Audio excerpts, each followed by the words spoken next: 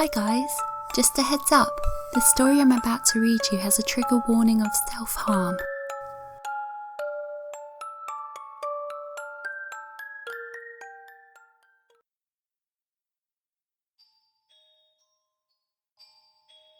I'm a manager at an escape room and it finally happened. A group beat my new puzzle room. Some background on this before I delve into the story might be needed. My occupational history, while varied, focused primarily on art endeavours and event planning. Probably the reason the struggling local escape room business favoured my resume over other candidates. No, I won't give you the name of the business, but rest assured that you've heard of it, or will soon. See, I got the job about 2 months ago, after beating all 3 of their existing rooms in under 30 minutes apiece, alone. For those uninitiated few, most escape rooms give you a 1-hour limit and provide you with hints throughout to keep your progress moving, and many invite groups as large as 10 to participate in the experience. Hey, being a trivia whiz actually paid off for once in my life, so sue me. Along with my normal duties as manager, I was given the task of designing a 4th room for the company to try and boost sales, and I promised to give the owner the ultimate in-room experiences. I suppose I lived up to that promise, if nothing else. With the impending Halloween season in mind, I began to draw up plans for puzzles, riddles, set designs, and all the associated embellishments they would require, along with a new twist. The introduction of employee actors into the room as an integrated part of the group. These individuals could be incorporated in 2 ways, either as a paying customer or as an integral plot element to the room's story, depending on the makeup of the actual paying group. We cleared out the basement of the building for this new addition, and I drafted up plans for 3 distinct variations to be reviewed and ultimately selected by the owner. The Haunted Tomb, Lair of the Nosferatu, and Dante's Inferno. She decided to move forward with the Inferno theme, hoping the edgier nature would draw more people during the normally slow fall season. If you aren't familiar, most escape rooms are quite family friendly, if boring for younger kids, and it was working against this model that we were hoping to draw a new crowd. It worked. After a month of off-hours renovations and new training programs implemented for the existing employees, as well as hiring 2 trained actors and a makeup artist, the new room was ready for business. Now, I'm generally not one to toot my own horn, but the design was slicker than the water of a duck's ass. Crimson columns, black furniture, with all the necessary modifications for trapdoors and secret compartments. Murals on the walls of a nightmarish landscape, even a completely redesigned torture rack that would be manned by one of our new actors. The room looked like it walked right out of Eli Roth's Wet Dreams when we were done with it. The puzzles were nearly unbeatable as well. It opened at the beginning of August and was immediately booked up solid for the season, as far out as the middle of November. It was covered on the news. We invited all the biggest brains everyone knew to beat the room. The best part? No one could. Inferno went 1-2-3-0, remarkably with no complaints about the difficulty. People saw it as a challenge, a true experience. The ambience, the actors, the puzzles. Everyone who stepped foot in that room raved about it, even though it bested every single one. Until today. As of 1:37 p.m. Eastern Standard Time on August the 26th, 2019, Inferno was the undeniable champion of escape rooms. As of 1:38, the first group escaped. It was an unassuming family of 4 who finally escaped, a father and mother in their mid-50s, just past their prime, enough to be sporting wrinkles but enough of a curiosity to be excited. An older son who had to be verging on 20 who carried with him an air of intellectual superiority reserved for a seasoned escape room pro. And a teenage daughter in the blackest hoodie I've ever seen, with the eyeliner and attitude to match. I paired them up with Rachel, our best actor, who I knew could really sell her role as a tortured denizen of hell. Rachel took her place in the torture rack before I admitted the group to the room. I watched the group's progress on our monitors from the floor above, knowing that Rachel, once freed, would be providing most of the clues to the participants, just enough to keep them going, but not enough to solve the major puzzles and riddles. They were greeted with a darkroom and Rachel's mock screams of anguish. Unfazed, the goth daughter managed to whip through the first 3 easy puzzles and get the key to free Rachel, who took up her accustomed place in the corner, rocking back and forth as if traumatised. Though the audio wasn't great on our systems, I knew she would be muttering the answer to the next part under her breath. They were sitting at a below average time of 22 minutes when the sun managed to open the secret chamber at the back of the room. Even I was impressed. Here's where things start to get odd. The monitors started cutting in and out, obscuring my view of the room for precious seconds at a time.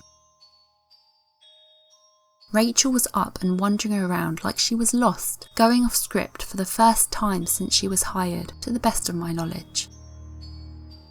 Between flickers of static, I saw the parents putting their collective knowledge together to gain access to a scorched chest in the newly opened part of the room. Red light poured into the darkened room as its contents were revealed. Rachel's face suddenly appeared directly in front of the main camera, but I couldn't make out what she was saying. The audio must have gone on the fritz as well. Her eyes had a strange glassy sheen to them. The family rooted around in the chest, and within another 2 minutes, they had completed the next part of the challenge. That was when I heard it. Thuds, like the footfalls of a giant creature, coming from the basement and almost loud enough to feel in the centre of your chest, like the bass drum at the front row of a rock concert. It was not normal, not part of the experience. The family, for their part, didn't seem to notice, but Rachel, a veteran of this room, did. Her face was now filled with fear. They were 35 minutes in and on the brink of beating Inferno. Not only were they close, but the time was almost unbelievable. The entire building shuddered as the last lock was removed from the door. The lights in the room cut out completely. Here was the final test. Few had made it this far. One ultimate test to open the door to freedom. I called it the sacrifice. Now, let me explain, as it will come up soon, I'm sure. In the very first cabinet is a bottle of pig's blood, kept fresh by a local butcher shop. This is hinted at by a poem emblazoned on the exit door, and the handle of the door contains a moisture-sensitive compound that expands when a certain amount of liquid is introduced. This allows the internal mechanism of the handle to align and be turned. Quite ingenious, if I do say so myself. The lights in the room flickered back on momentarily, and I gasped. The daughter had a pocket knife. In between fits of static, I watched her slide it across her opened palm. She grasped the handle and turned it. White light flooded the room and the cameras cleared at last. There was a huge dark shadow at the back of the room, looming like a thundercloud. The family, along with Rachel, ran out the door. The time was 1:38 p.m. Inferno had been beaten in the strangest way I could have imagined. I took the steps 2 at a time down to the staging area, immediately outside the escape room, to congratulate the family on their victory, and to check on the girl's injured hand, of course. Only, there was no one. No family, no Rachel. As of the writing of this, the police are still searching the building and reviewing the security footage from inside and outside Inferno. But they're gone. They escaped. I just don't know to wear.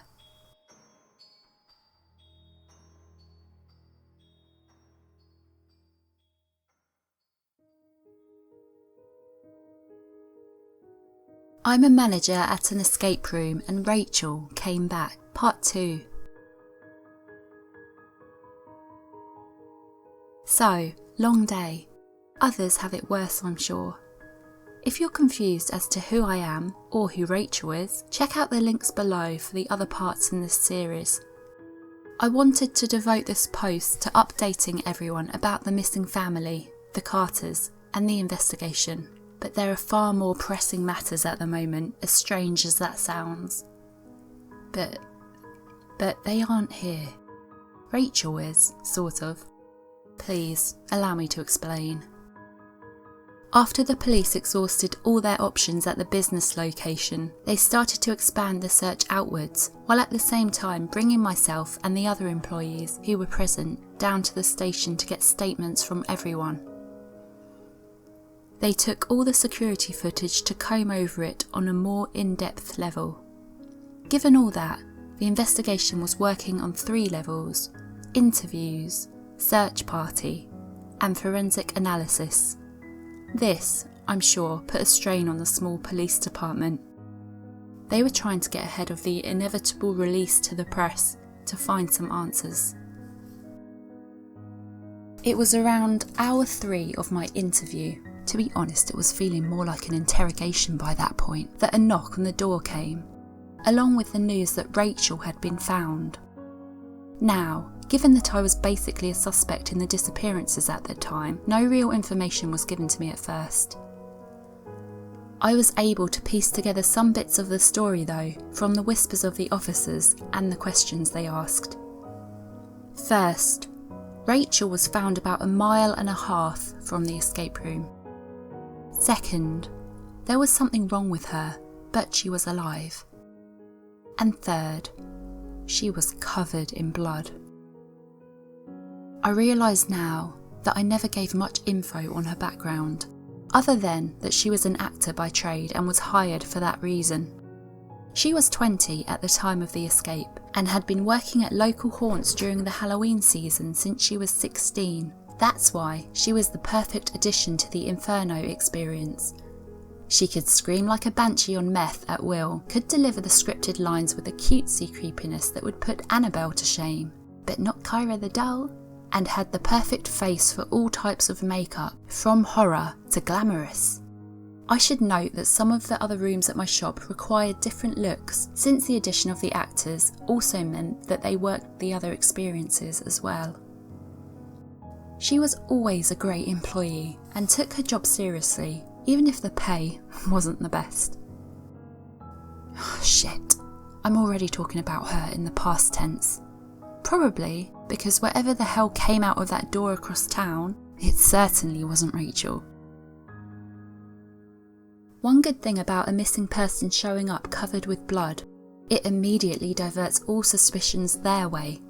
After the news started to get around the station, my interview started to feel like just that, an interview again. Slowly, the officers began to reveal more details to me. Rachel was at the hospital, but appeared physically unharmed. Simple tests on the blood found that it was both human and type A+. DNA would be pending for who knows how long. She walked out of a men's bathroom door at a Starbucks downtown. Needless to say, the customers of that particular coffee shop called the police right away, and she was talking, if you could call it that. The same phrase over and over and over and over, though no one knew what language or the meaning behind it.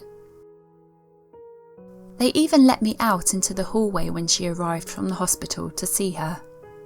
She shuffled slowly along, looking down, muttering. She did look up once as she passed me, however, and her eyes. I don't know how to describe them. The best I can manage is this.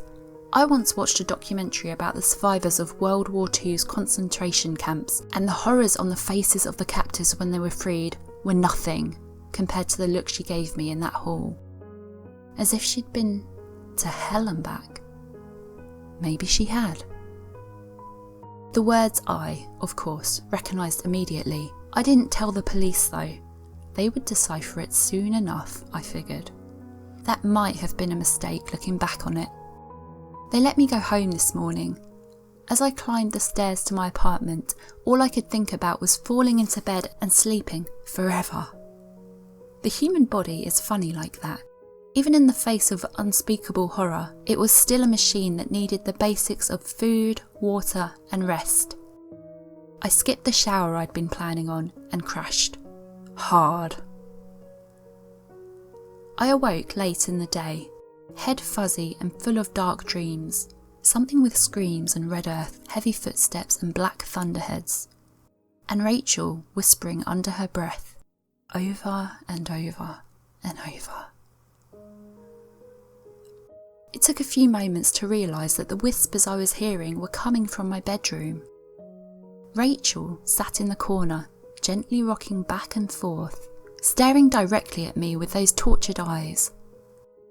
In the crimson light of the dying sun, she looked like she was burning. Me, on the other hand, my blood ran ice cold. I stood up the bed quickly, the furthest point I could attain from my unwelcome visitor.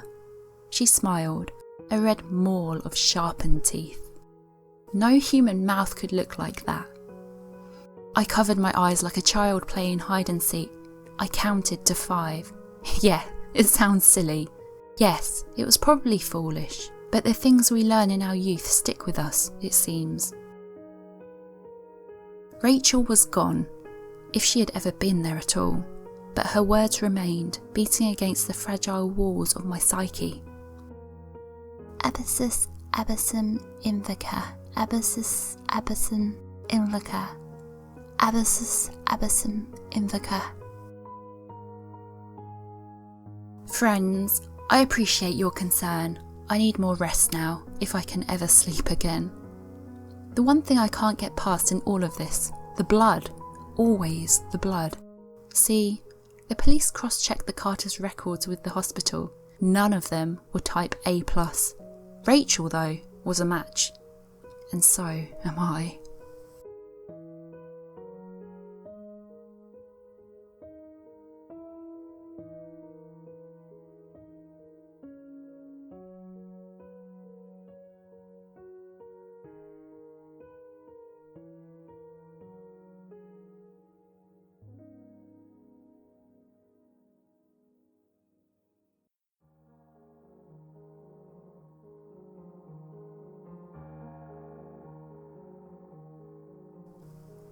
I'm a manager of an escape room and I haven't been honest. Part 3. What drives the desire to solve puzzles, to pick a lock, to answer a riddle? For me, it has always been the rules. Let's face it, life is chaotic and messy, often devoid of logic altogether. Say, you walk across the same street every day for 2 months to your favourite coffee shop, the one right across the street from your job. That's 120 crossings, give or take depending on the month. And then, wham, that 121st time you get ploughed over by a 1973 station wagon driven by a drunk driver in the middle of the day. It makes no sense. Logic says that every single time you cross that street, you get coffee. Chaos says, fuck no. You get a sparsely attended funeral and a $6,000 box to be buried in. But the puzzle, in its most perfect form, gives the same result time and time again. Without fail, it follows the rules in which its existence was created. It is only when we introduce a variable to this simple equation that things go wrong. Sometimes, horribly, horribly wrong. I'm getting ahead of myself though, or am I backtracking well beyond the confines of this current situation? It's hard to be sure. I told you I lied, and I'm not the only one. First, I promised updates on the Carter family, Joseph, Annie, Oscar and June, since I never gave their names out of maintaining a level of privacy. Impossible now with the news stations involved. Are still quite missing. Gone, like AOL's mailbox discs, like Friday nights at Blockbuster, like New Coke or Crystal Pepsi, the stuff of myths, things the current generation shrugs off as an unreality because, looking back at them, they made no sense at all, blips on the pop culture radar that are now nothing more than urban legends. Were it not for the overwhelming evidence of their existence, I'd say they weren't real at all.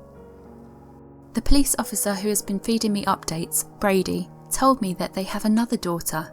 Maggie is 29 and lives in Phoenix, far away from this insane situation that I find myself in the middle of. He gave me her phone number, but I haven't worked up the courage needed to call it. Mostly because, well, I think this is all my fault. It was an offhanded comment on my tale that threw me for a loop and led to this confession. Hell, I should have known better.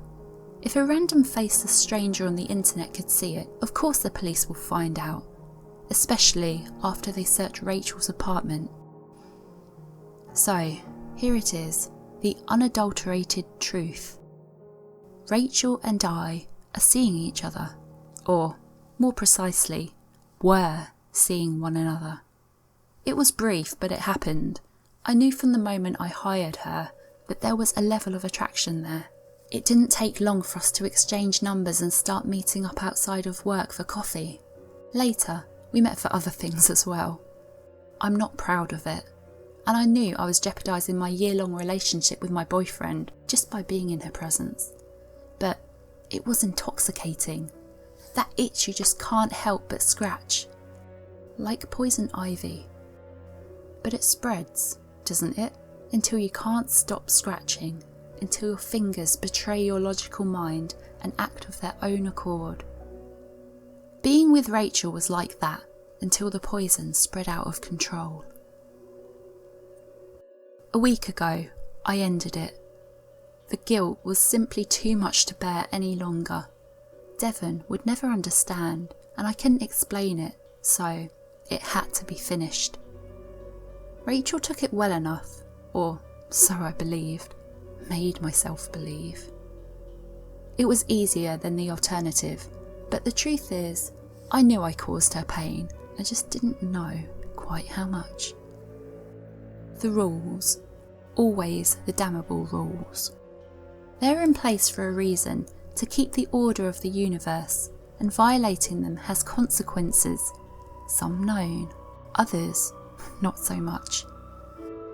Brady told me, I didn't see it, didn't think to see it, that Oscar Carter was wearing a jacket sporting the same name as the college Rachel attends. See, they were friends, pretty close as I understand it. Close enough for her to violate the non-disclosure agreement that all employees of my escape room must sign upon hiring. I introduced a variable to the perfect design, and this is the result. I'm sure the tapes will confirm this, that Rachel gave them the answers to escaping Inferno. What does it mean? Another violation of the rules, that's what. And why? Well, it was personal. Inferno was my baby, my unbeaten gift to the world. What better way to get back at me than to destroy something I loved in a way that I couldn't love her? Fuck, in a way that I also didn't even love Devon. Love is messy and illogical. The rooms, though, they were simple and rational, cerebral in their creation. Of the mind, not the heart. And Inferno was perfect, true poetry in motion. It had to be destroyed to hurt me. I've heard that Rachel is being held down at the station still. She might be incoherent, but I know now that it will all come out, and I'll have to live with whatever happens as a result. I'm just sorry that others had to end up paying my fare on the bus to hell, which, as it turns out, isn't paved with good intentions, but instead with the shattered code of order, the rules. I haven't been able to sleep since seeing Rachel in my room, if that makes things any better. It wasn't just the shock of seeing her twisted, malevolent form. There's also the auditory component. Whenever I close my eyes, I hear those huge thuds again, like giant steps approaching. I don't want to think about what it might be, so I'm stuck believing that it must be my conscious manifesting. Something is manifesting. That guilt is palpable. I spent the night poring over the electronic records of all the purchases made while designing and setting up the Inferno room, all the while keeping a wary eye on the corners of my room, partly to keep my mind occupied, partly out of remorse, and mostly, I admit this to you freely, because there is another puzzle there. Like Rachel's hurt and Oscar's jacket, it was right in front of my eyes all this time, yet I couldn't see it. The connection to the shop, Alpine Oddities and Porn. I started out designing Inferno with a shopping list of sorts, a general rundown of items that I wanted included in the room. Some I acquired myself, either at stores, yard sales, or in the trash lining the streets every week. You wouldn't believe some of the things people throw out, honestly. While other pieces were purchased by the owner, on multiple trips to Alpine, the shop. In fact, as far as I can tell, she never shopped anywhere else for the room. This part of the story, I'm afraid, I don't have the answer to. Tomorrow, I hope to find out. I need to call her to find out what is going on at the business. I believe the police still have it locked down, though I'm not sure where else they could possibly look. Seems pretty obvious that the Carter family isn't there any longer. I also plan to make a trip to the store because some of these items are troubling. The old chest for one, the torture rack that we repurposed for another. A certain stone tablet engraved with a familiar Latin phrase. Those, along with about 15 other pieces, that just can't be a coincidence, can it? I'm probably grasping at straws here, trying to deflect some of the blame from myself. It's simpler than that though, I promise you. Someone once said that the unconscious mind writes poetry when left alone. The truth is that what an unoccupied mind really does is eat itself. Emptiness is ravenous, all-consuming. It has a mouth like the apparition of Rachel that appeared in my room, I'm sure. I must not fall into that void if there's any way that I can help the Carters, Rachel, and myself. If this were an escape room, I'd approach it in much the same way. Research, observe, decode, escape. There has to be a clue to this terrible reality, some way to bring everything back into order. I feel a tickle in the back of my mind, and only time will tell if that feeling is just another itch, or a plan. It grows late. The shadows are gathering once more, waiting with hungry mouths all around me. Sometimes they are black clouds, sometimes they wear perverted faces of those we care about. I'm going to try to make it through the night with all these guests keeping me company. The rules, the fucking rules, friend. Keep to them and live. Stray, and who knows where you may end up.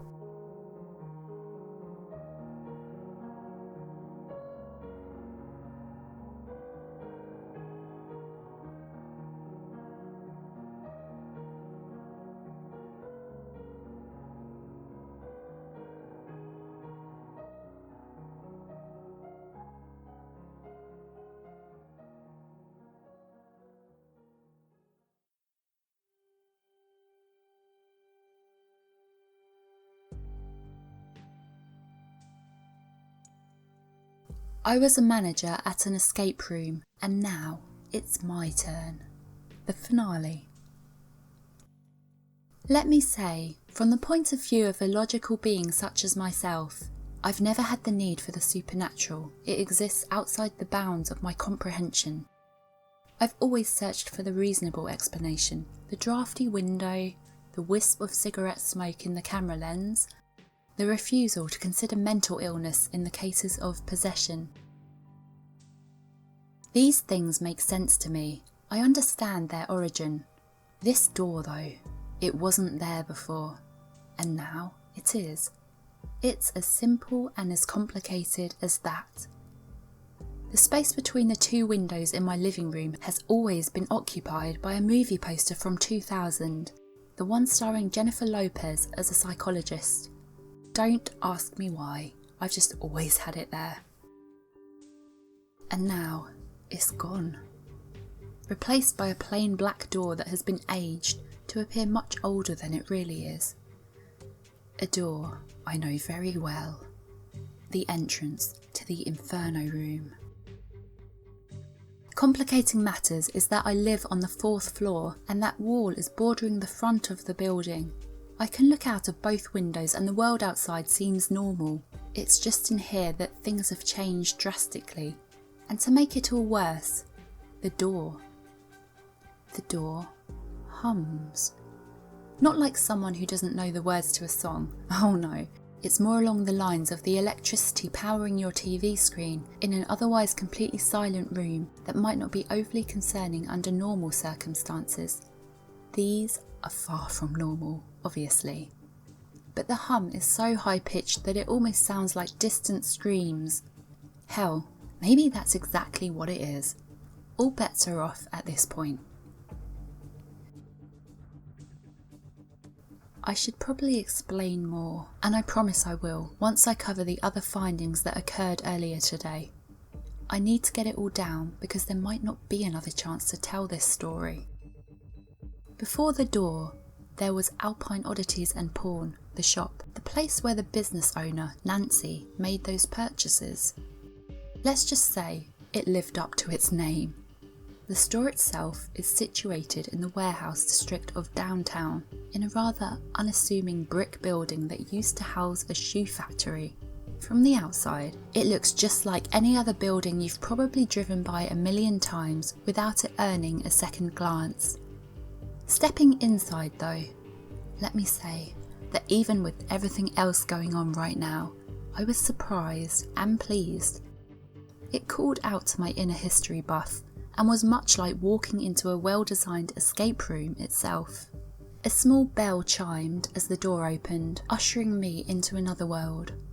A world I was accustomed to. Antiques haphazardly lined up all around, creating narrow aisles that seemed warm and inviting to me. Though, were you to ever find yourself there, I would not recommend bringing small children along. Taxidermy pieces hung from the walls, a bear head, ducks of all types, even a kitschy jackalope, which is some kind of mythical rabbit with antlers.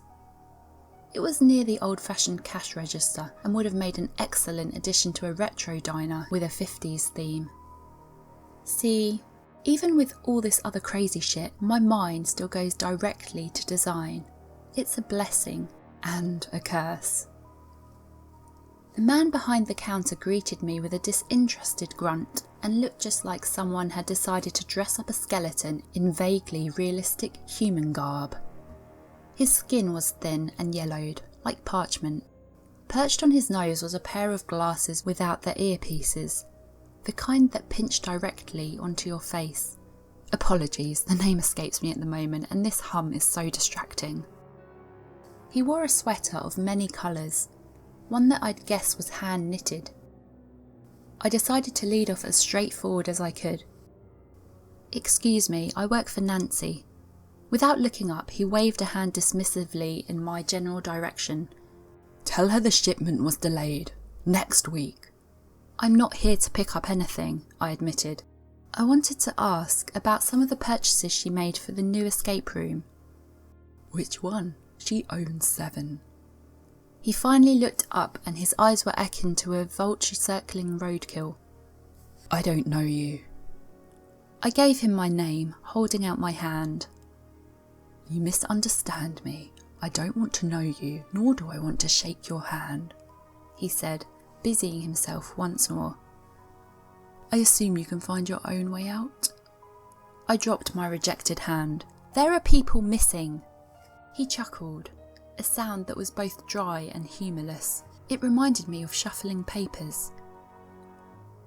"Look, friend, people go missing all the time, thousands of them. It's none of my concern. Now, I would appreciate it if you would leave." "I'll be back," I said, a promise I knew was empty. Maybe the police would, but not me. The bell chimed a final time as I exited. Driving back to my apartment, I took the long route, knowing it would take me past the escape room I'd begun to think of as my second home. I parked along the street in front of the building, noting the yellow lines of police tape that were its new decorations. I couldn't help but wonder if the press would be good or bad for the business. That wasn't my problem any longer. I'd already sent a message to Nancy that morning, letting her know that I resign from my position as manager. As I sat there absently staring, my phone lit up. The area code was from Arizona, Phoenix to be exact. Shit, the sister. Reluctantly, I answered. "You have to find them." No greeting, no small talk, right to the point. Needless to say, I liked Maggie Carter instantly. "I'm trying," was all I could say. But was I? What have I been doing since the disappearance, other than hiding in my apartment? Very little. Her voice was calm and clear, like still water at dawn. "Do whatever you have to. I have money, quite a lot of it. You got them into this. Now you get them out. I'm flying in tomorrow. Can we meet?" "Of course." "Good," she said. "Give me your address." I did. Just like that, she was gone without a goodbye. I didn't blame her, but I also knew that particular meeting would never happen. I still had my keys to the building, and I'd already decided to return that night. The best laid plans, or so they say. It was mid-afternoon when I got home. It was mid-afternoon when the foundations of my reality suffered a complete pole reversal. It was mid-afternoon when the door disappeared in a place no door should exist. Now, I'm not a big drinker, but I have no problem admitting to you that the first thing I did upon entering my apartment and seeing that fucking door was march to the kitchen, retrieve an almost forgotten bottle of Jim Beam from the top of the cabinet, and take a hearty dose.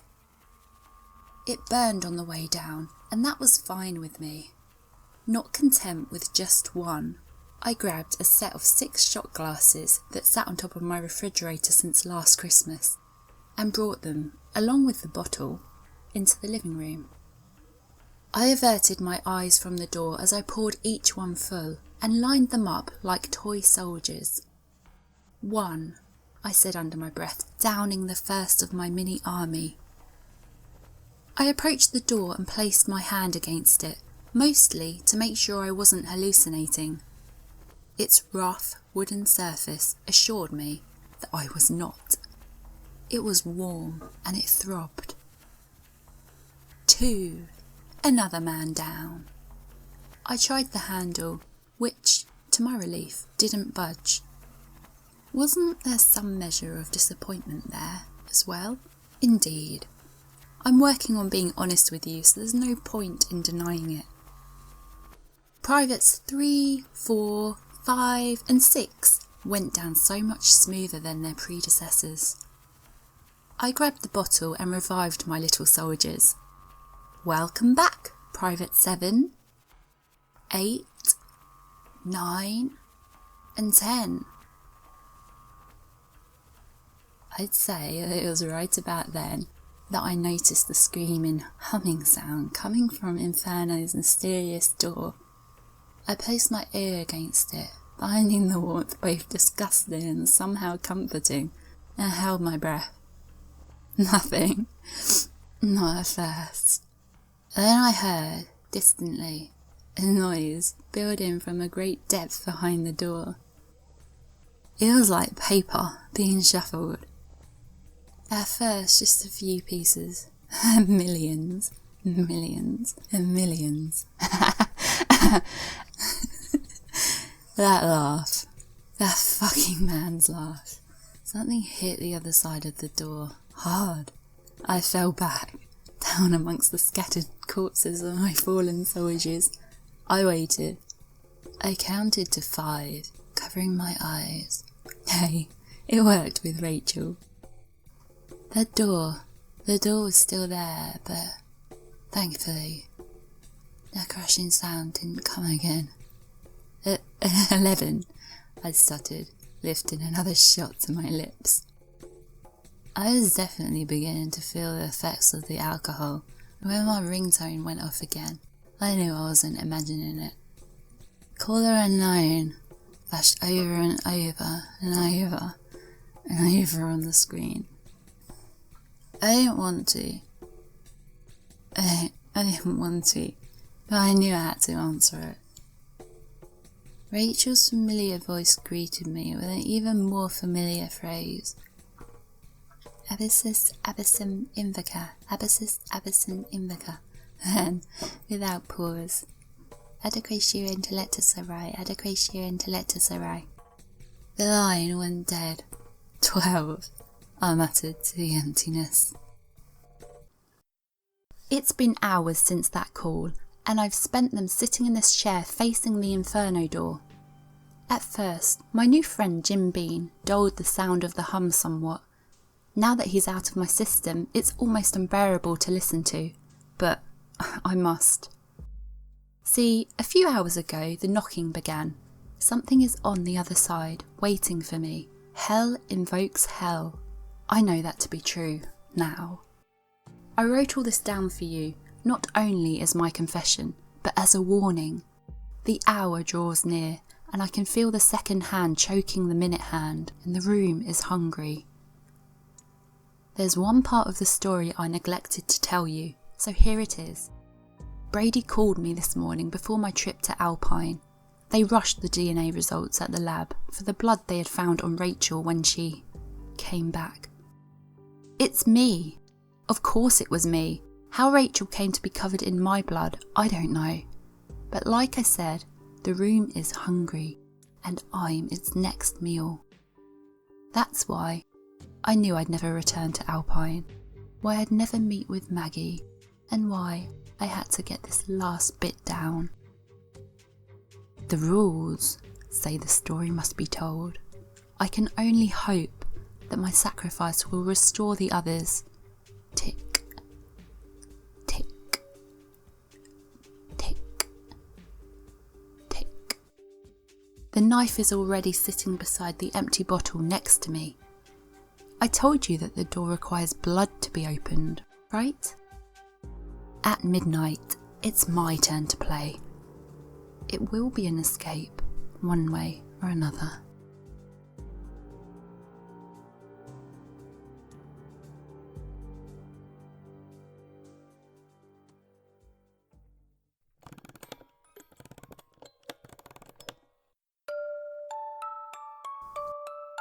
Thank you for listening all the way to the end, friends.